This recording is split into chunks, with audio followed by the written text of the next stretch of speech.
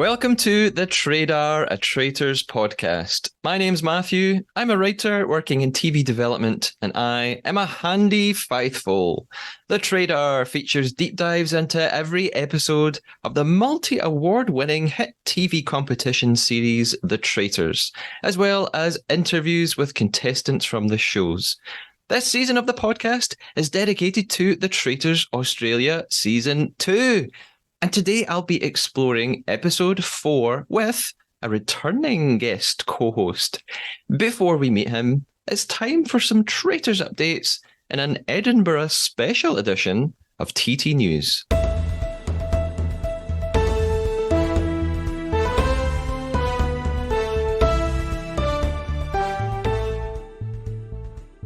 As previously reported, the Edinburgh TV Festival has been taking place here in Scotland, and since I couldn't afford the £1,000 price tag for a pass, I'm not kidding, I've had to source news elsewhere. Firstly, various members of the team behind the Traitors UK, including a BBC editor and the IDTV creative director, formed a panel for the Under the Hood of a Hit format panel at the festival. During the event, they revealed some fascinating behind-the-scenes info about the making of the show, including this. Studio Lambert were so clever because we wanted so little producer interference that, they put things in place like the gong of the clock to tell you that it was time to go home, or the fire would be burning when you came back from the task, so you knew that the round table was coming. So even the time signifiers were done in situ rather than a producer coming and going, right guys, be ready, this next thing is coming. There was none of that. I think both of the hosts, meaning Claudia Winkleman and Alan Cumming, are brilliant and they really took to it, but the main production note we gave them was to be quiet.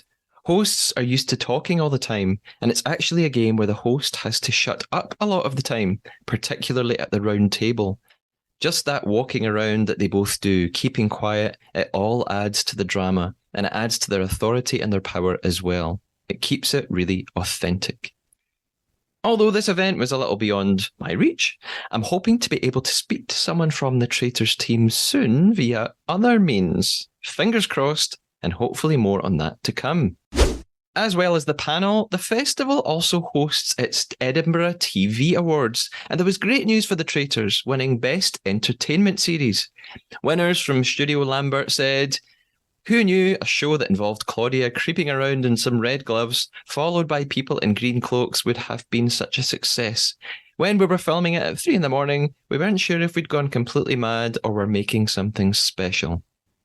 Additionally, although not strictly for the Traitors, the host Claudia Winkleman was also awarded, winning the Outstanding Achievement Award for her various successes, particularly in the last year or so.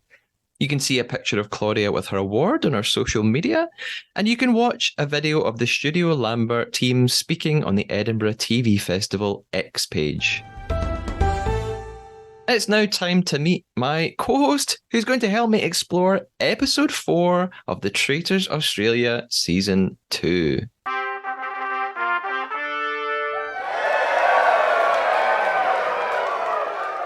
I'm joined by returning co-host Alan Brandt.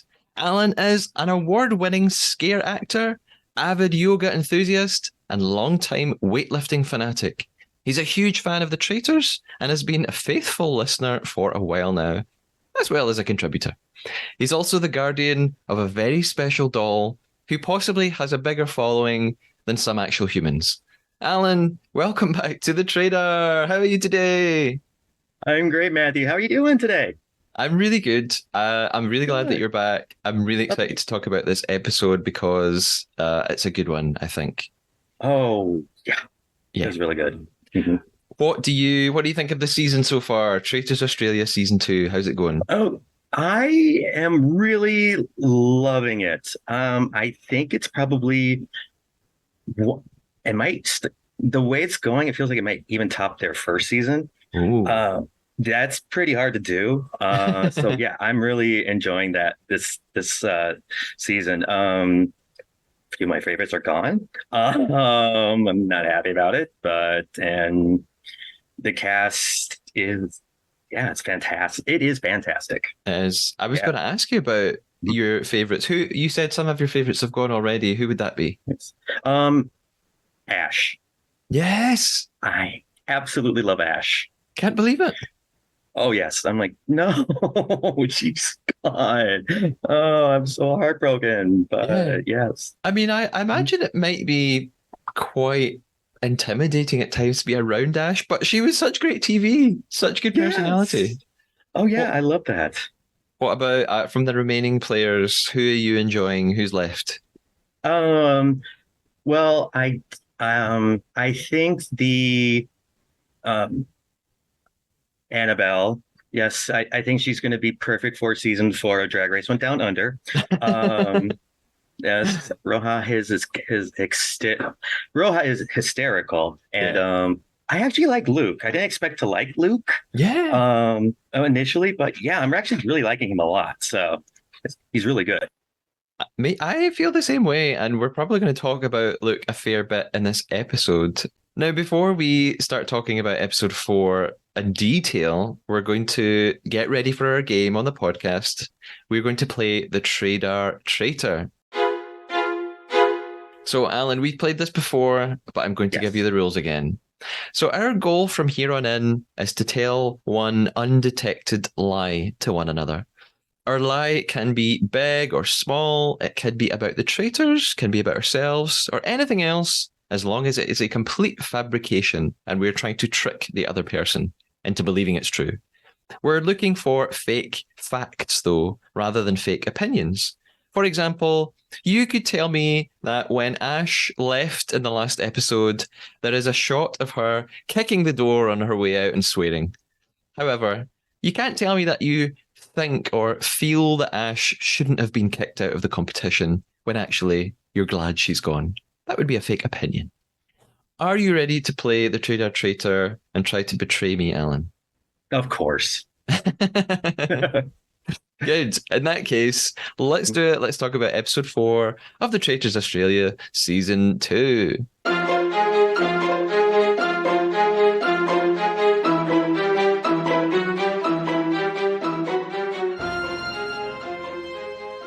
So we start as we always start. We've got a little bit of a recap. What happened in episode 3 that was important. We're reminded that, well, 2 faithfuls were banished in a row. The first 2 people banished were Corinne and then Guyton. And then in the last episode, we had this huge conflict between 2 traitors. It was Sam versus Ash.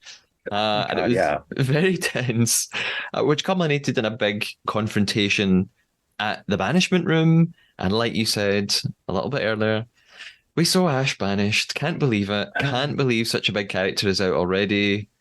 And therefore, we're left with 15 faithfuls, 2 traitors, and the remaining 2 traitors, Blake and Sam, were faced with a decision. They were either going to recruit someone new or murder. At that point, Alan, what would you have done at this point? Would you have tried to recruit someone new, or would you have gone ahead and killed someone else? I would have recruited. Oh, And I think I would have recruited someone who the faithful would not get rid of at all whatsoever. yeah. So I was thinking maybe like Paul or what's her name? The former federal agent. Camille. Camille, yes, that's right. Camille, even Gloria. I know that sounds kind of, out of left field, but even her too. So I think picking someone who no one would ever kick out, I think would have been my idea. Definitely. Yeah. Okay. So at breakfast, then, immediately the first thing I notice here is how long this episode is. So this is like a 1 hour, 8 minute episode, but which makes me really excited. Yeah. Because the episode lengths change. I think the last one was, or the previous one was like 45 minutes or so, something like that. But when I see the long runtime of this, it makes me think either something really, really exciting is going to happen, or there's some new element in this episode, and that does end up being the case, which we're going to talk about. So that caught my attention straight away. But at breakfast, Gloria arrives first. She's followed by Camille. They're both on a high. They've not been murdered. They're back. And obviously, they caught a traitor at the last banishment. So we are sad about Ash going, but they're not sad about Ash going. Um, Not one bit. yes. But what's funny is Camille says, now it's great because now we found people we can trust. And little does she know that probably the person she thinks she can trust, Sam, the traitor hunter, in air quotes, is the person that they should not be trusting at all. Cut to Sam literally dancing down the stairs. Like I mean, he's great TV, but the cockiness is just unreal. And I just keep thinking, God. pride comes before a fall, Sam. Like, you need to stop. Don't dance down the stairs. Oh, and What do then, you think about and then, Sam? well, Sam, yes. Okay, to be honest, he reminds me of a few exes I had in my 20s. Um, oh my God. But yeah, he is great television. But yeah, I'm afraid. I'm thinking, yeah, your head's is getting a little bit big. Eventually, something's gonna happen to you. And Yeah, yeah, but enjoy it. yeah, Enjoy it, Sam. yeah, and we'll probably keep coming back to this throughout this episode. I imagine the ego of Sam. That you know what? If it's not his downfall, he's either gonna it's either gonna be his downfall or he's gonna win. I think Yeah. it's going to be one of those. So in fact, Camille, as soon as Sam comes in, Camille says to him, she even calls him Sammy. He's like her Oh, little friend, her little bestie, Sammy. I trust your judgment. And she asks, "Do you think a traitor voted with us?" I wondered for a minute, is Camille completely fooling us? Like, is it possible she actually doesn't trust Sam and she thinks he's a traitor and she's just bluffing? But I don't know if she's that good an actress. That's me just theorizing.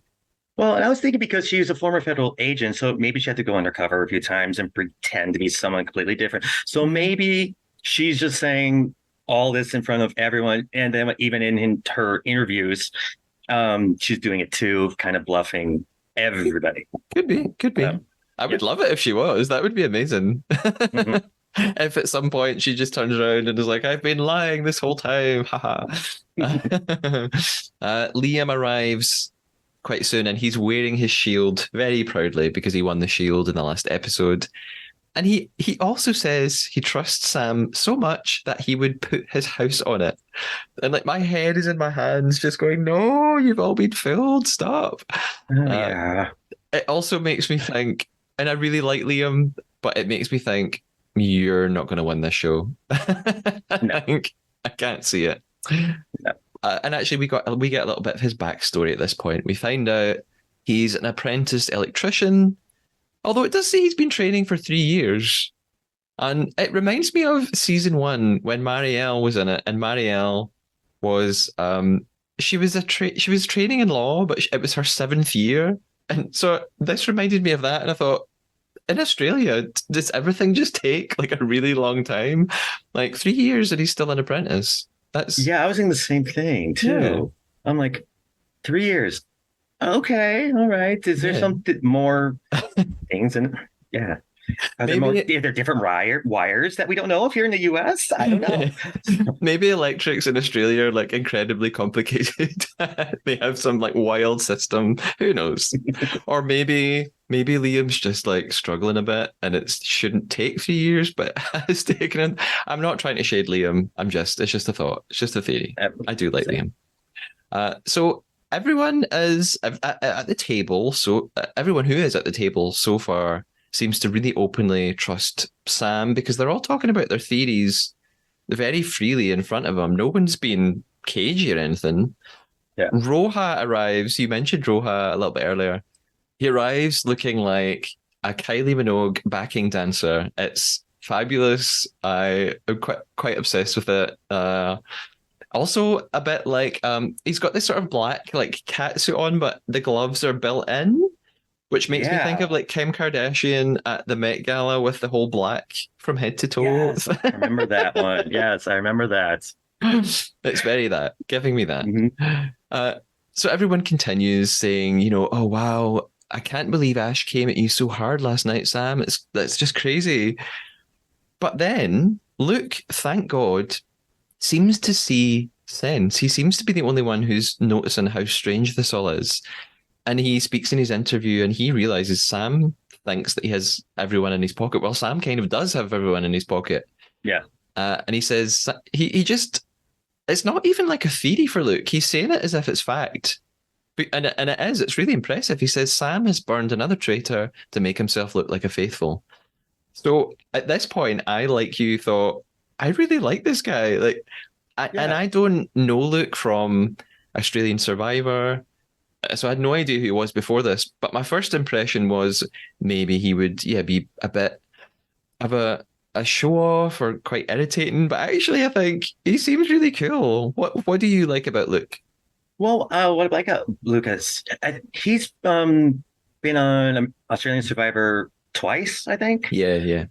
Regular and then All Stars. And I think probably because he was out in the jungle many times, he's probably had to deal with some people like Sam, who says one thing, but completely two-faced the other way. So he's probably kind of picking that up pretty fast after doing those two seasons and going like, "You're a traitor." Yeah. Yeah, so I kind of like that he kind of picked it up right away. So, and he seems, even though he looks like a dude bro kind of cocky kind of guy, he's very smart and very funny too. And yeah, I really do like it. Yeah. Really do. Mhm. And obviously really perceptive and quite sensitive to how people are behaving. So he's really interesting. And of course, Mhm. it's not just Luke. It's Annabelle is in this with him. She also seems to have figured it out that something is not right with Sam. And we sort of saw that in the last episode, the two of them pairing off and saying, "Isn't it really weird how Sam's going so hard for Ash?" And Annabelle even said in episode 3, if Ash goes tonight and she's a traitor, that makes me so suspicious of Sam. So they're still sticking to this theory. And it's just so funny as a viewer because you want to reach into the TV and be like, "Yes, you're right. Like, don't change your mind. You've got Mhm. it." But you just have to hope that they stick to their guns. Yeah, and I think that since she's watched, since she said in the first episode, she's watched every English speaking traders and listened to many podcasts. This one, I'm assuming included. uh, that she probably is very adept into kind of picking up little nuances and picking up little things, and having Luke kind of agreeing with her kind of solidifies that. Yeah, yeah. For the first time, I feel like in this episode, we find out a bit more about Ian. Ian seems to have been given a fairly background edit so far, but he starts to get some focus because his name was mentioned yesterday at the banishment room, and he's quite concerned about it. And then we see his backstory. His VT is epic. He is this fabulous content creator. There are wigs, there are accessories, there are wild outfits. He looks like he's this really energetic performer, and he's in fighting mode. He's like determined that he's going to survive. What do you think about Ian, Alan? Oh, I love him. He's just fabulous. He's very fun. I love his flamboyancy, and I'm glad we're seeing it now because he has been really, really quiet. I know he's probably just kind of sitting back and observing, but yeah, I love. He seems like such a cuddly, warm person too. He's a cool guy. So yeah. Yeah, yeah. It makes me think I would probably, if I was there and I was a contestant, I think I would warm to Ian and want to be around him. He seems like good fun. Mhm. Simone arrives next, which means that Paul is either murdered or he's still going to walk in. And if he's still going to walk in, that means no one's gone, and therefore there was a recruitment. And Annabelle, superfan Annabelle, points this out immediately as soon as Simone comes in and people start going, "Oh no, it's Paul, it's Paul." She's like, "Wait a minute, there may be a recruitment. He might still be coming." And moments later, there's a silhouette behind the door because they have this sort of glass pane in the door, and you can see that there's someone there. I'm not being funny, right? I Because I love Roger so much, Mhm. I recognize Roger's silhouette. I was like, "That's Roger. That's not Paul." I mean, maybe because Yeah. you could see hair. So I was like, well, Paul doesn't have hair. So maybe that was the giveaway, but I was like, no, no, Paul's gone. Yeah. And sure enough, the door opens. It's handsome Roger, and it's not Paul. Yeah. So we get a little flashback to the traitors talking about it. They felt like they didn't need help at this point. They didn't really need to recruit, and that they thought that basically Paul was better off being gone. Why do you think they chose Paul to get rid of? I wasn't surprised. I thought they would have gotten rid of him even sooner. But why do you think they went for him? I think the reason why they got rid of Paul is that um, everybody's relying on him. I think, and he was doing a really good job kind of sussing out people who he thinks are traitors. And I don't think that anyone would ever have him banished because he is a very good player. And I know people would listen to him a lot. Yeah. That's why I would have recruited him, but that would be me. Yeah, So, yeah, that would have made sense too. But yeah, I think you're right. yeah. He's likable. He seems like a sort of natural leader, which as traitors you don't want someone to lead the rest. You want the faithful to just be in chaos all the time. Yeah. Uh, Yeah, there is one theory that my partner Mark thought of. He's noticed it throughout all of the episodes of the Traitors that with the men, if they are seen in their little thing shirtless or wearing a tank top, they're either they're gone. they're gone. And the funny thing is, thinking back on it, he's right. So Yeah, I'm thinking back. We had Ethan in season 1 of Australia, who was very handsome, big buff guy, gone in episode 2. In UK, we had a character called Matt. A character, he is a real person. Matt was also like quite a young, really good looking guy, and there were shots of him like getting in the bath. Matt mhm. didn't make it too far. Yeah, I No. like this theory. I like a weird niche theory. I'm going to keep looking out for this now. Yeah, yeah, it is funny. So Paul's gone, unfortunately. Mhm. And Roger arrives. He congratulates them on finding a traitor last night. And he does what he always does. He gives them a little clue about their mission. He says that something might blow up in their face. I noticed here there's already so many classic shots of Liam just looking clueless about stuff that throughout not just this episode but in other episodes, like Liam just Mhm. looking confused and like very dazed. It makes me laugh. He's very sweet. But they figure out surely Roger's clue means there's going to be some sort of explosives, right? Annabelle's not happy. She says she's very jumpy. She's not looking forward to whatever this is. And we move on. We move to the cars. We're heading to the mission. And in the cars, again, Ian's name is being floated around. Lots of people, and I don't really know why, but lots of people seem to suspect Ian. Even Luke does this in his car. He throws Ian's name out there, but it feels like it's not genuine. He's in the car with Sam. I think he just wants to see how Sam will react to that. And Sam does go. Sam's like, yeah, yeah, Ian, and he goes along with it predictably. Well, I actually, after having watched the whole episode, I don't really know why so many people are suspecting Ian. Other than that, they think he's not particularly strategic. Like he doesn't talk gameplay all the time. I mean, did you notice anything about why they all go for him? I just thought because he was just quiet Yeah, and not participating in conversations as much, and I'm like, well, it kind of happens with a lot of a lot of other traders where seasons where a lot of people just they don't talk much. They're just kind of soaking it all in and listening. That might be me if I happened to be on the traders if yeah, I was a faithful. But yeah, that's what I think. yeah, But but I never got any inkling that he's a traitor ever. yeah. But yeah, It just reiterates how difficult it is to be a faithful because you have such a fine line to tread. If you are quiet like this and you're very much in the background and you maybe don't theorize lots, people find that suspicious. It reminds me a little bit of Ryan in the UK Traitors, who was similarly very quiet, and people thought that that was odd and they didn't like it. But then on the other hand, if you're outspoken and you're loud and you want to catch the traitors, you're seen as a traitor hunter and you're a target and the traitors want rid of you. So you have to really just stay somewhere in the middle. It's so difficult. Luke then reiterates, though, that he and Annabelle are working together. And actually, what they really want is not to get rid of Ian at all. They want to try and get rid of Sam tonight. We arrive at the Silver Mission. We're in World War II. We've traveled back in time. We're on some sort of trenchy battlefield, like a no man's land. Now, I can't help but say this, right? I know I shouldn't objectify anyone. I shouldn't objectify Roger. That would be wrong and inappropriate. But he's looking great here. Someone sent me a picture of Roger in this mission before I'd even watched the episode.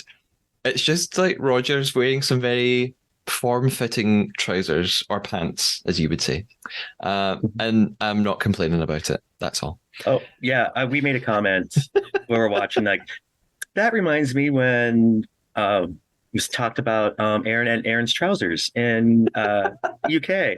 Yes. Mm-hmm. And that's actually when there's four winners, Aaron and Aaron's trousers is. Yeah, I wonder if the wardrobe department are like, Roger, we need ratings. Can you wear the tight trousers? You do it for the gays. Yes. He's like, duh. Yeah, I bet Roger doesn't mind. And there's return of what looks like the season 2 bomber jacket, which is very nice too. He's giving us Tom Cruise. So the mission is this true false landmine challenge. There's all these landmines in a field, and they all have statements printed around them that are either true or false. This is going to be shocking because I always complain about the missions. I thought this was a really cool mission. I liked it. What's going on? I'm being positive about a mission. What did you like this? What did you think? I loved it. I want to do it.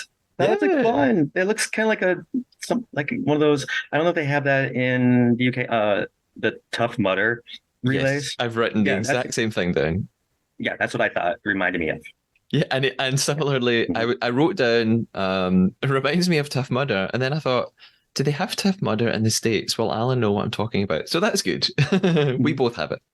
I like the mission because it's kind of connected, because it has the statements about things in the game. I like that it creates like a little bit of discussion, and they have to really actually think logically about some. It's not purely physical and mindless. There's actually a little bit of strategy involved, and some of the statements make them question one another. So I thought it was cool, and the explosions are fun, I guess. Sarah is worried about the mission because she thinks it's going to be very physical, which it is.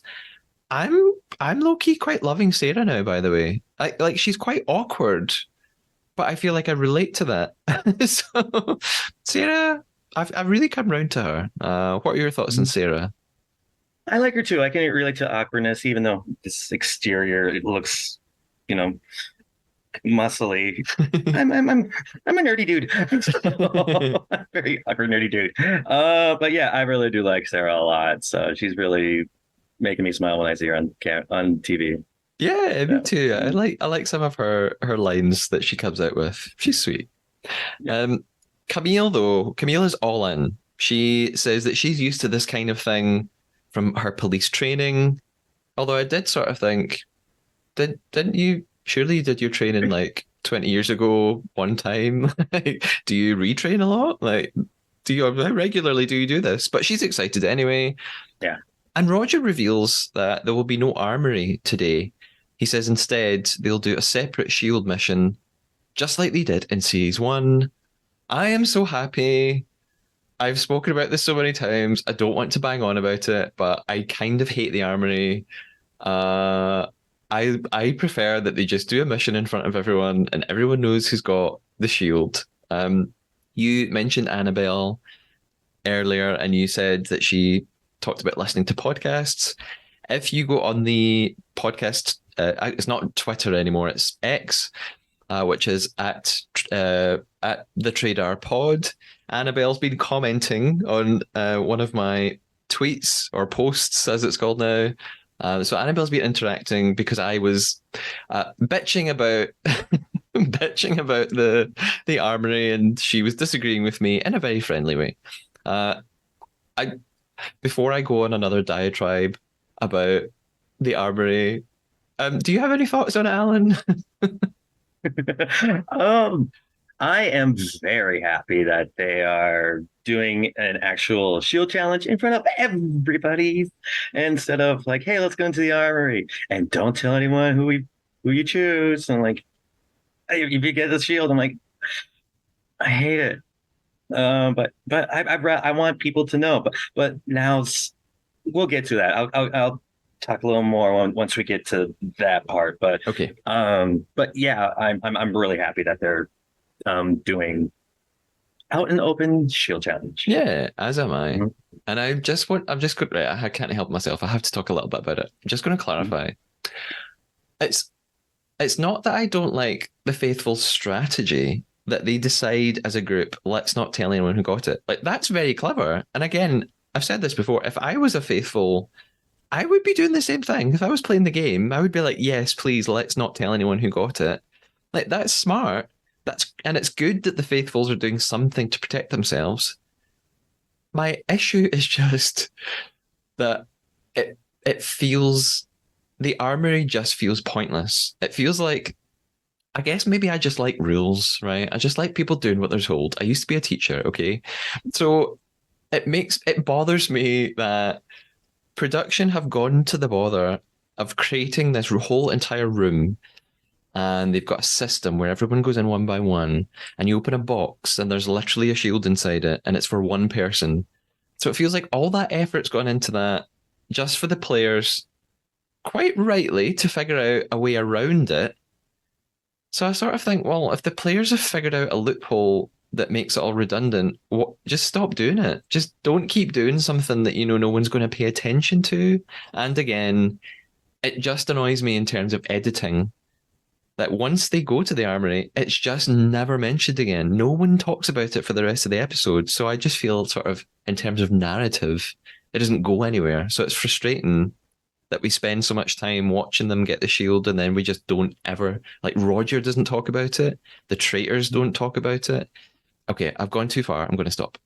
But I was going to say this. I think the best way they would do how they would do the shield challenge, get the shield in the armory, and then once they get to the round table, they write down who they are voting out, and then Roger says, before we start, who has the shield?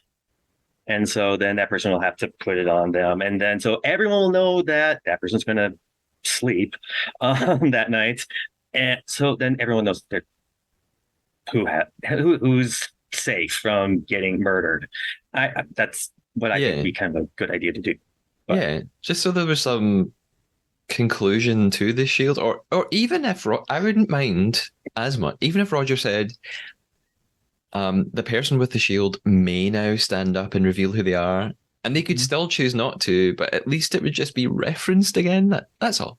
So, but anyway, we've now spoken so anyway, much about the armory, and I've forgotten they had a mission to do. So they began their yes, mission.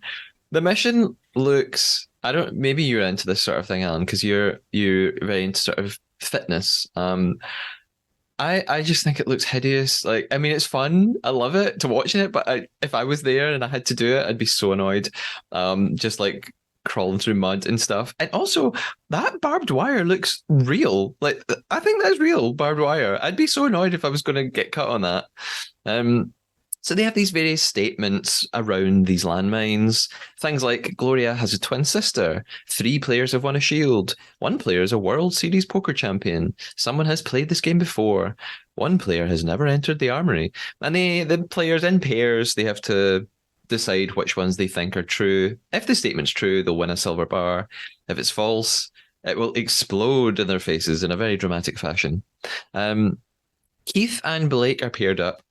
And firstly, they go for this, the one that says the statement about 3 players have won the shield, which you would think is right. Even when I was watching it, I thought, oh yeah, they've got that right. We've had 3 armories, but it explodes because, of course, there's a bit of a trick. Simone won it twice, which no one knows. So only 2 people have won it: Simone and Liam. Ian sees the explosion at the first time, and he's just like, "I'm out. I'm not doing this." He's not here for it at all. Red team win their first silver bar. But then straight away it's Ian's turn, and he does a complete 180. He's mega into it. He's like, do you know what? If Yep. I'm going to do it, I'm going to do it. So I applaud him for that. He goes for it. Um, One of the statements that's on the landmines is Traitors Tower has a bearskin rug, and I like that. I thought that was clever because no one's going to want to admit, obviously, if they know that, and the traitors are going to have to pretend they've got no idea. But I just wondered. I still thought it was quite clever because a traitor might they want silver too, so they're not going to admit they're a traitor and go, "Yeah, that's right." But they might pretend to guess. They might go, "Oh, let's just guess it's true," or "Let's just guess it's for you know." Yeah. There's potential there for something interesting to happen with a traitor. So I like that they put in that sneaky little one. Um, One of the other statements is some people here are not who they say they are. And then we see Camille talking and she's saying, well, yeah, like me, which means she's obviously not told the other players about her past. I didn't know if that was the case or not, but this makes it clear she's keeping that a Yeah. secret. Yeah, I get that too.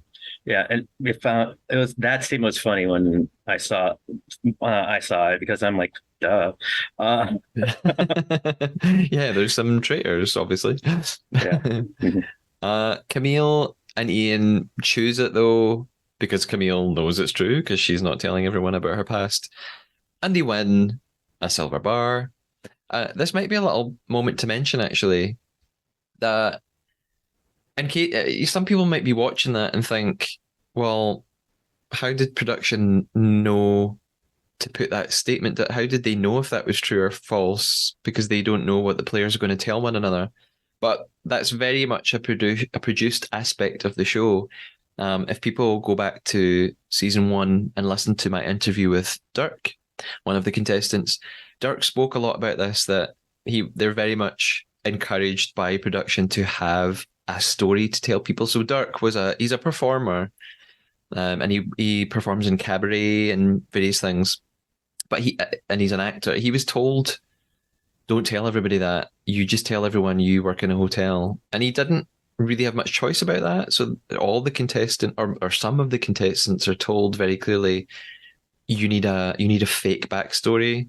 So I guess that applies here. Camille has probably been told by production, don't tell people that. It'll make for a great storyline. Keep that a secret. And I think Keith is probably in the same position because Keith was also an undercover cop. So I Yeah. imagine he's also been told it would be great if you just keep that a secret. Just give people a fake story about your career. So I reckon that's what's going on here. One of the other statements is about Payden, R.I.P. Payden. Payden is actually a former child star. It says, it's false. There's an explosion. Gloria has this hilarious line that she could get away with because because there's an explosion in Simone's face, and Gloria says, "In a few minutes, Simone will be looking like me." I died when she said this, and I love that she's just giggling away at herself. It was so funny.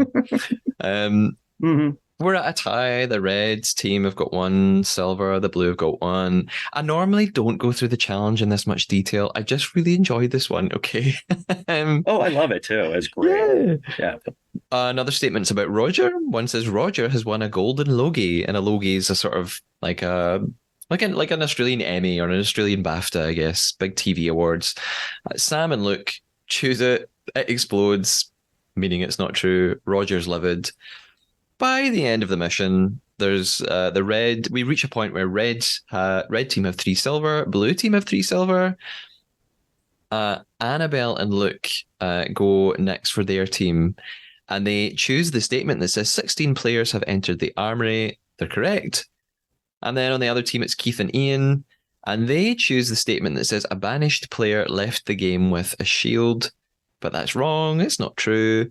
There's an explosion and a hilarious like slow-mo shot of Ian like being hit by the explosion and screaming and going down. It's so dumb, but I just thought it was quite funny and I enjoyed it. So then we're on to something new for this episode, which, and you know, this earlier I said it was a long episode, it was a long runtime, and I think this is why. It's because we have the separate shield mission now. We're back at the lake, which I every time I just assume it's the same lake. It must be. Mhm. And it's this flaming crossbow challenge. It's kind of like the season 1 challenge where they had a crossbow and they had to fire names on a big board Yeah. that had glass in front of them, and they had to shoot other people's names. It's really the same kind of thing, just amplified. It's like level 2 because this time the arrow is on fire. They have to shoot their flaming arrow at boats in the lake, and each boat has the name of red team members on the sails. What? Maybe this is something you said you were going to talk about this earlier. I I found something quite interesting when I was watching this. What would be your actual motivation for aiming for someone? Like if you're aiming at someone's name, that means you don't want them to get the shield and you don't want them to be protected from murder. And I wonder, like, what's your thinking behind that? It must be someone. Presumably, you would aim for someone who you think the traitors are likely to murder, and so you want to keep that person alive, or you just are aiming for the person who you think's got a really good aim, and then so you're just defending yourself. Does this make Yeah, sense? Like, I don't know it what does. I don't know what you're aiming for. I don't know why you pick a person. I think they're probably just doing it, try to save themselves from getting murdered. Yeah, Um, there's actually something that I was a little surprised. They only because if you remember from season 1, the shield protects from banishment and murder, and so my assumption was, oh hey, since it's out in the open, it's protection from banishment and murder. So I'm like, perfect. So and that's why it felt like they were. I was like, okay, it kind of made sense for that. yeah, Mhm. yeah. But Yeah, it doesn't apply. yeah. You know, the banishment thing doesn't apply. So And it just no, yeah, it that's why I was a little feels strange baffled to by it. fight over the shield just for the protection from murder. Anyway, Yeah, it's still fun to watch. Like it's still good fun. Um, Gloria and Sam both aim for Sarah, and again, I'm sort of watching and thinking, like, why do you choose Sarah? Like, what makes you go for her? Sam says it's because she didn't vote for Ash at the last banishment room, and he's pretending he's annoyed by that. And he gets her first time. He's got this amazing aim. yeah, Uh, but I don't know what Gloria's reason is, though, and we don't really find out. Anyway, yeah, Luke admits he's going for Sam, and he's pretending that it's because Sam's got the best aim, and that probably is part of it.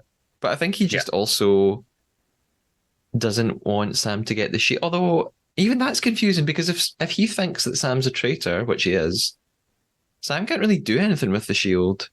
So it's a strange one. But Yeah. Luke, he misses and is immediately shot down by Sam in retaliation. And then suddenly everyone is going for Liam. I assume because he's already had the shield once, so they don't want the same person to get it twice.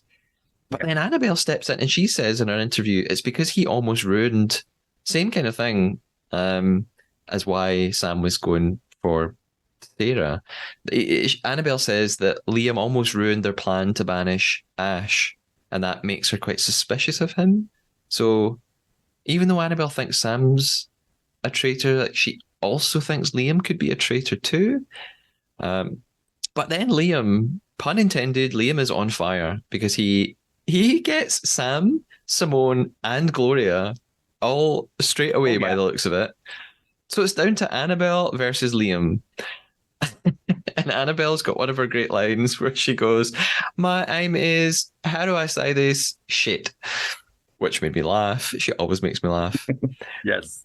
It's also only at this bit of the mission, or well, it's the first time I noticed, that you see a proper long shot of how far they actually are away from the boats. Like a lot of the shots make it look deceptive that they're kind of close, but they're Yeah. not. They're really far away. Yeah. It's difficult.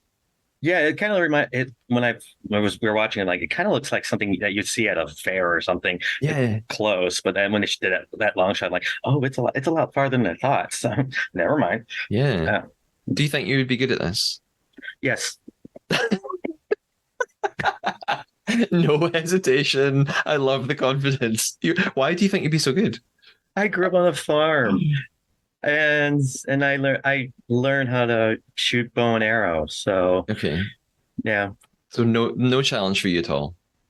it shouldn't be unless I have something in my contact lens. Yeah. Okay. I Mhm. don't feel as confident as you. I think I'd like to think I'd be good at it, but I think it would take Yeah. me several practices. Like I'd really need to get go. And by the time I got the hang of it, someone else would have shot my name already. So I don't know if I'd last long in this. Um, so what ends up happening is after we realize how difficult it is, um, Annabelle misses, Liam hits Annabelle, and Liam gets the shield again. Um, now, again, I just want to say, this you're not telling me that this is that six people walking into a cupboard in silence and not telling anyone who got the shield is better than this. I refuse. So I claim this is so much more fun for someone to get the Yes. shield than doing it in silence and then not ever talking about it again. Yeah. And I'm not standing down from that thought. So we head back to the hotel, and Luke is out for Sam. He's sticking to this mission. He and Annabelle, they're alone with Liam, and it's like they're trying to sort of surreptitiously suggest to Liam that maybe Sam could be a traitor, but Liam's just not having it at all. I do think that Liam's the best person to try this on because Liam is maybe quite malleable, so he probably Yeah. could be persuaded quite easily, but it just doesn't seem to be working.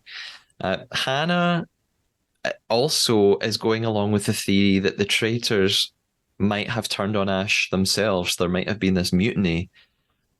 And then Luke explains to her that he says, well, like the main person gunning for Ash was Sam. So he's trying to maybe get Hannah around to agree with him and Annabelle. And Hannah asks the others about the vote for Ash. She's saying, well, was anyone pushing back on the plans to do that? Like, who were there any traitors who maybe didn't want us to vote for Ash? Could we figure out who that was? And they speak to Liam, and Liam's really stuck on Ian. He says he voted for Ian last time because he was suspicious about him, and he still is. And then there's this weird tension that arises between Ian and Liam. We spoke about this a little bit earlier. Liam says, "Well, Ian doesn't ever talk about strategy, and I think he's just plain dumb." And Ian retaliates and says that Liam has shifty eyes at breakfast. Well, do you know what? Why wouldn't that be your reason? Um, Roha and Hannah are loving this. They're just sitting on the couch and they even say it's like they're watching a tennis match. They're just like going back and forth between Ian and Liam. The most unlikely rivalry ever. Like these two characters. I mean, maybe it's not unlikely. They seem quite different. But just who would have expected them to be really going for each other? Liam then goes straight outside. He goes to some of the others. He tells them about his argument and looks getting a bit annoyed, I think, because he's like, oh, Ian and Liam, if they're going at one another, they're going to ruin my chance. So I want to get Sam out. Like they're going to just waste their votes on each other. This isn't helping my plan to get Sam out. And Luke tries to rescue things by going and speaking to Ian. Ian's just not in the same headspace at all. He's like, if I don't vote for Liam, I'm voting for you, Luke. So Well, the it, funny thing is, he was actually getting to the point. He's like, well, yeah, Sam kind of just brought up the name out of the blues, and then Luke went like, so who do you think you're going for? It's like, and starts laughing at you. I'm like, you were right there on the precipice of I know. Sam. Yeah, Ian, it's you so adorable frustrating. thing. I know, and I can imagine Ian watching this in retrospect and just being like, no, just so mad at himself, like, oh, why did I do that? Why didn't I listen to Luke? But I jump ahead. We move to the banishment room then. There are several shots of Sam, again, just looking so pleased with himself, so proud. It's so annoying. And I'm not, I know it's all fun and I'm just kidding. Like, I don't, Sam is probably a great guy and I'm being silly, but it's great TV to just have a villain and just be like, oh, you're so annoying. I hate you. I don't really hate him. I don't mean it. Yeah, Um, same. and he's very cute. Um, Roger asks them all to think about what's happening. He says, look, Ash was not working alone. Who was she working with? And then he quotes Roja from The Last Banishment and says, honey, roll back the tape. I got all the receipts. Right behind Roja. Yes. I love it. I want to hear Roger just quote Roja all the time or just like quote like a Drag Race, like big, handsome, straight man Roger talking about receipts is just everything to me. And I love it. So Keith actually starts the discussion, and we don't see Keith that much, and he's not really featured in the episode, but he goes for it, and he seems to be speaking sense. He says, "Let's not assume the traitors are all hunting together. They are out to get to the end, no matter what, so they could easily be working against one another." So I'm at this point watching this going, yes, Keith, yes, you're right. Mhm. And Sam, there's this shot of Sam, and it could be edited completely out of context, but they show Sam looking very, very uncomfortable, as if he's like, oh God, are they going to figure me out? And again, Keith says, basically, a traitor could easily have voted for Ash. Let's just keep that in mind. Annabelle agrees. She says, I think Ash was a mutiny. She's so right. I just want everyone to listen to her.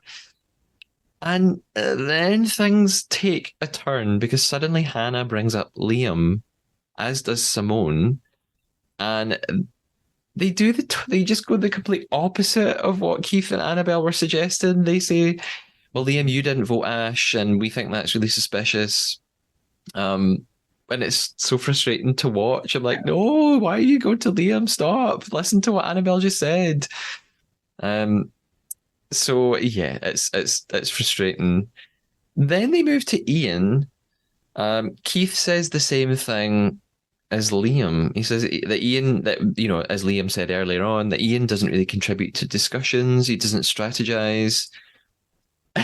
And God love Ian because Ian's just like, I don't have a strategy. Like, I don't know what you're talking about. What do you want me to say? I don't have any ideas. I've got no idea what's going on. And he's just being completely honest, but they're also suspicious. And I get it. I get, and this game messes with your head. You don't know who to believe. You don't know if Ian's just a fantastic liar. Hannah then asks Blake what he thinks, presumably because I don't know what you think. I assumed it's because Blake is also very quiet. So I felt like Hannah was like, well, you're sitting there not saying anything. What do you think?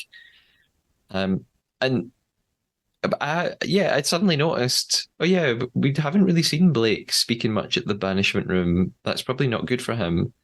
But he speaks up, like he responds and he speaks quite a lot. He says that he's going to go for Liam. He says he doesn't think Ian's a traitor. So far it looks like the plan to get Sam has just completely flopped. That's gone. It's not happening today. Uh, so I sort of wondered at this part, if you're in Annabelle and Luke's position, what do you do now? Like you had this plan to get Sam. It's clearly not going that way. So like, whose name are you going to write down? I oh boy, I probably would put either Liam or Ian because if I put Sam's name down, Yeah, it's going to look suspicious and I may get murdered that night. So I think kind of going with the crowd, even though I would not want to whatsoever, I would have to do it. So, yeah, and actually, my vote would be for. Great, and I have to think about this for a second because I actually had an answer. Like, nah, Ian. okay, I would, yeah, even though he's adorable and I adore him. Yeah, it would be Ian. yeah, yeah. It's just you're right. They're not going to write down Sam. Like they unless they're confident other people are going to do it too, they can't because that would just ruin them. They've got to. Sam thinks they're his friends and he's got them on side. They can't wreck that unless it's going to pay off. So yeah, they just have to do what you said. They just have to go with the crowd, I guess. So the votes begin. Uh, we start off. Well, we get to a point where Liam has 2 votes, and then Annabelle and Luke do what you said. They vote for Ian. So we've got Liam 2, Ian 2. The votes continue, and eventually Liam ends up with 4. Sarah gets a rogue vote from Camille, which seems weird and it seems to come out of nowhere, but I quite like that Camille's not just doing what everybody else is doing. Like, it's maybe risky gameplay, but I just think Yeah. it's good to see players just going with their instinct and being like, well, I think it's this person, here's why, and I don't really care what you all say. So Yeah, I was hoping that she wasn't going to be doing what Matt did in season 1, like Teresa. I'm hoping Camille does not do Sarah. It's Sarah. yeah. Yeah, that Yeah, would be bad too. You're right. yeah, Especially if no one else is buying into it. Maybe at some point she's going to have to change that plan. yeah. Presuming she's still here next time, maybe she's going to get murdered tonight. Who knows? No, who knows? So we end up with Liam on 4, Sarah on 1, and poor Ian, he ends up with 8 votes. So it's over to Ian. He stands up beside Roger and he just tells them, you've done it again. You're a bunch of dumbasses. I'm a faithful. And they're gutted. They can't believe they've done it. But at least they give Ian a clap and they wave him off. But there's just this sort of, it feels like a really sour mood. I thought Liam looked like he was ready to cry. He looked really upset. Yes, he was. Yeah, he looked stunned. Looked like he was going to cry. He looked. I like. Dude, I feel a little bad for you. Yeah, me too. That's what I wrote. I actually feel bad for Mhm. Liam that Yeah, even though he just voted for Ian, you can see that he regrets it so much. And he's probably thinking, this is my fault because I talked about Ian. I've made other people vote for him too. And look what I've done. I think I think Liam has no clue about, I just think he's completely lost. He picked one person that he didn't really speak to. It caught on and he feels awful about it now. So it's tough to see. mhm. Annabelle and Luke have a little hug as they leave the room. I think it's quite sweet because if we think back to episode 1, Annabelle was like a Luke stan coming in. She just saw him as this celebrity and she was so excited when she met him, I think, at the train station. So it's nice to see now they're actually friends and they've Yeah. buddied up. That must be so cool for her to like have this guy be her survivor hero and now she's hugging him in a TV show. It's cute. Mhm. So they're really tight. They seem like they probably trust each other entirely, and they've still got their eyes on Sam. Of course, I mean, can you imagine what if one of them gets recruited at some point and they have to then start betraying the other? I mean, that would be so juicy to watch, but Yeah. I would love to watch that, but also you could tell it would just be eating them up yeah, inside. yeah, it'd be Oh my really God. tough. Yeah. We go to Traitors Tower then, and we've got, Sam and Blake. It's only those 2 left. And they're talking about whether or not they want to recruit tonight because they didn't recruit last night. And then they start discussing possible murders. Sam says this thing. He talks about Annabelle and he says, Annabelle's right under my pinky. And I'm shouting at the screen, no, she's not. Ha ha, you fool. So Well, I actually, what I said was like, oh, sure, Jan. Yeah, it's a sure Jan moment. But I'm glad. I'm happy. I'm like, I don't want Yeah. Sam. It's terrible because there's no reason for me not to want a traitor to win, but it's just the cockiness that's so annoying that I'm like, I want Sam to get things wrong.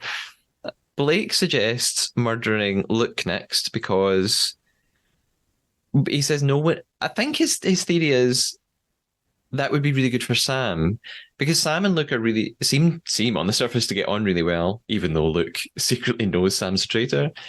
So Blake's saying, well, if we murder Luke, no one will suspect that you would have done that to your friend. So that might be a good choice. And also, looks, he's popular, he's confident, he's outspoken, Mhm. he's smart.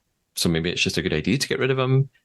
They also talk about Roja, and similarly, they say, well, he's a really big personality, and they think that that would shock the other players for him to suddenly be gone, and that's what they want. They want to shock the faithfuls. They want the faithfuls to always be confused. And we end the episode basically on that note. It's looking like they're going to, if they're going to murder someone, it's going to be Luke or Roja.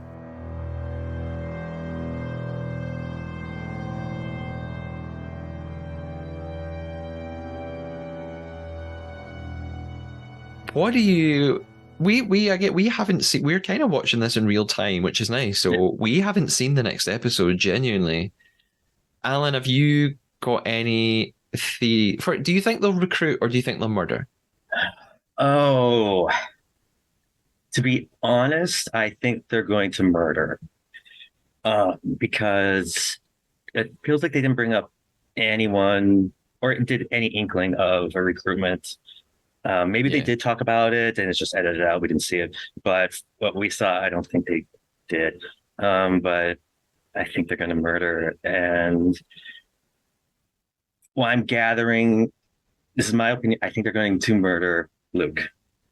Okay. That's what I think. And like I said, we haven't seen the next episode because it hasn't aired yet. So Yeah. yeah. I agree with you that they're probably going to murder for the reason you said. Just based on like editing clues, there's not because there was so much focus on the discussion about Blake and Roja. That makes me think, oh, the in terms of a TV show, they're leading us in a certain direction. They're giving us a storyline to make us think about next episode. So because they didn't talk about recruiting anyone, I don't think they're going to do it. And I'm going to disagree with you. I think they'll kill Roja. I think Luke would be the smart choice. I think they probably should kill Luke. I think that would be wise for them. But I just have an inkling that Sam thinks Luke likes him. Like, he does like him, but I think Sam is so confident he thinks Luke's on his side. Like what earlier, he's a few minutes ago he said Annabelle's right under my pinky. I think he thinks the same thing about Luke. So he might want to keep Luke around because he thinks he's got a little crew, whereas maybe Roja isn't on his. He doesn't seem like he spends lots of time with Roja. Maybe they don't get on, Yeah. so he's just like he's disposable to me. He's no use to me. That's my thought. Hmm. Overall, then episode 4. What did you think of this as a whole? Oh, that was a fantastic episode. It was so good. It was definitely edge of my seat, to be honest with you. And I was hoping they would get rid of Sam because I did because they did on Instagram. Traitors Australia did do little teasers like, "Will another traitor be eliminated this episode?" And I'm like, "Oh, are they going to get rid of Sam?" And no, they didn't. But yeah, so I really, really, really love this episode. This season is really becoming one of my favorites. I'm enjoying it Yeah, so much, and I love this yeah, episode. I felt at this banishment room. There was in episode 3 as well with Ash. I felt a real sense of excitement that reminded me of the first time I watched the UK Traitors and the first time I watched Traitors Australia season 1. That real visceral, palpable tension and excitement that is just so. yeah, It just makes such great TV. So I was getting those feelings again. I just can't wait to see the next episode. Yeah, loving it, yeah. Me too. loving the people, love the casting. Hmm. I think they've done a good job. Oh yeah, it's Now, kind of what I wanted the American version to be, but because they had their mix of celebrities, so this is how I wanted it to play out. But the American TV, different story. Yeah. yeah, I guess maybe what I've noticed is even though that, and maybe this is just because I'm from the UK, But then this would apply to the US traitors as well. I don't really know any of these celebrities, so I don't. No. So maybe I'm biased, but I feel like there hasn't been that much emphasis placed on the fact that some of them have TV backgrounds. I feel like it almost doesn't matter, and I'm just sort of generally watching a cast of people who don't know each other come together. Whereas, and I really liked the US Traitors as well. I thought the finale was absolutely fantastic, but I was very aware when I was watching US Traitors that some of the contestants were famous and were playing the game very differently, and maybe were sort of banding together as celebrities. I felt the divide between celebrities and non-celebrities was a bit more Yeah. pronounced in the US one. That was my feeling. So, Alan, before we conclude our game, The Trade Our Traitor, tell us a little bit about where we can find you online. Where can we keep up with you? What should we know about what's going on with you? Okay, well, recently I am going to be back going to Valley Fair. It's a family amusement park here in the Twin Cities. Sister park is Knott's Berry Farm or Canada's Wonderland. So if anyone knows about them, and also up at Knoebels too, in Kentucky. I'm going to be part of their Halloween Tricks and Treats event. This is my second time playing Pierre Lescare. I helped create a bare bones version of him with the team last year, and they asked me to come back this year. So I'm very happy about that. So you can find me at Valley Fair this season. Every weekend, starting the 23rd of September through October 29th, 10 a.m. to, no, wait, 11 a.m. to 8 p.m. So you'll find me as Pierre Lescare, the French ghostly artist who will be asking for your help because he's a ghost and can't use his hands. So, yeah. It And you sounds can also, awesome. yeah. And you can also find me on social media as Alan on his way on Instagram, Facebook, Threads, X, Twitter, MySpace, Friendster. No. But yeah, basically every social media is Alan Osway. And then, yeah. And if you still want to follow a demonic dolly, Sarah the Dolly, as we talked about the last time I was here, she's still on Instagram. She's updated a couple times. So I'll need to do a little more. Well, I mean, she does. But yeah, that's where you can find me. Excellent. I'll put the links to the social media in the episode description. Yeah, if there wasn't an Atlantic Ocean between us, I would be coming to see you as a French ghost. So I'll be there. No pun intended. I'll be there in spirit. Oh, thank you. We've been playing our game, The Trader Traitor. We've been trying to lie to one another throughout this episode. We've been trying to betray one another. I have told you a lie, Alan, while we've been speaking. Have you lied to me? Yes. Okay. I'm going to be honest. I have no idea what you lied about. I normally, when people speak, I notice something here and there. I write a little note down, and I didn't write anything down. I made no notes. Nothing occurred to me. So I'm really thinking on the spur of the moment. I I'm I'm gonna just have to guess something that I don't even think is a lie, but I just have no idea. Where are you lying? You said your partner's name's Mark. Is that a lie? No, his name is Mark. Okay. Yes, his name is Mark. Yeah. Yeah, that's I'm okay, you're gonna have to tell me. What did you lie about? Okay, Knoebels is actually not a sister park to Valley Fair. Well, do you know what? I don't feel bad because it's not even like I was close to it. I would never even guess that. So it's not like, oh, Yeah. that was my next guess. No idea. Absolutely That's no fine. idea. So well, you betrayed me very well. You were so deceptive. You got away with that. Thank you. Any idea what I lied to you about? Yes, I think I do. I did jot it down. No. I think it was Roger. Well, it wasn't an Obie, it was a Golden Globe. That's what I thought you lied about. That was not my lie. Oh, The award was called a Golden Logie, and that is a real thing, and it's an Australian award. oh, So the that funny was thing is, the absolute truth. the captions on the TV said Golden Globe. Oh, So then the captions are wrong. The the Logies, captions wrong. That's fine. I'm wrong. the I'll Logies take are it. real. Yes. Okay. Okay. So I will take that. I don't know then. I don't know. You've been played by the subtitles. I'm so sorry. Damn him. My lie, then I'll reveal it, was really should be ashamed because I'm so sneaky with these lies, right? Very early on, it was one of the first things we'd barely begun talking about the episode, and I told you a lie straight away.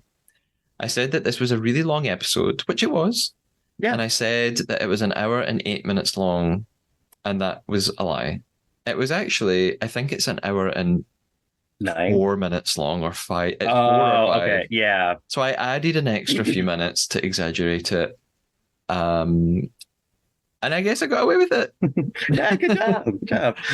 Well, do you know what? We're I would. both good liars. We tricked each other. We'd be good traitors. We should be Yes. traitors. Mm-hmm. Alan, thank you so much for joining me. It's always brilliant to speak to you. It's great to have you back. Thank you. I hope that you will come back again sometime in the future. Oh, definitely. I'll definitely love to come back. So thank you so much. And glad to be here again, Matthew. Brilliant. I really, really appreciate it. Thank you so much. I'll talk to you soon. Bye-bye. Bye. Hello, faithful Trader listeners. Thank you for joining me for the episode 4 deep dive with my returning guest co-host, the lovely Alan Brandt. Before I finish today, I want to give a shout out to a couple of people I don't think I've mentioned since the first season of the podcast, and that is the designers of the artwork and the music for the Trader. I found both of these talented people on Fiverr.com. That's Fiverr.com, a site where you can find creative freelancers for any job you can think of, pretty much. I'm not sponsored by Fiverr, I wish. I just really like the site. I use Fiverr myself for beta reading and proofreading work, so if you have any fiction that needs some constructive feedback, send it my way. The podcast artwork was created by Hussein, and his username is @nishdesign. That's @NISHDESIGN_ on Fiverr, and you can check out all the other really cool podcast covers he's created. Secondly, the Trader intro and outro themes were created by Rikuo, and their Fiverr username is just that, @RIKKUO.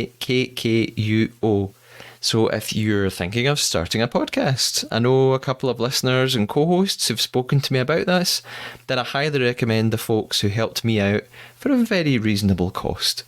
Speaking of costs, if you want to help me keep the podcast going, you can visit coffee.com/Matthew Keeley and make a donation, little or large. And that helps me with the editing software monthly costs, Zoom subscription, and general countless hours that this all takes, which is metaphorically rewarding, but not financially. And the link for that is in the episode description. I'll be recording the episode 5 and 6 deep dives this very week, and they'll hopefully be available before the next few episodes of the show air in Australia. Until next time, thanks so much for listening, and stay faithful.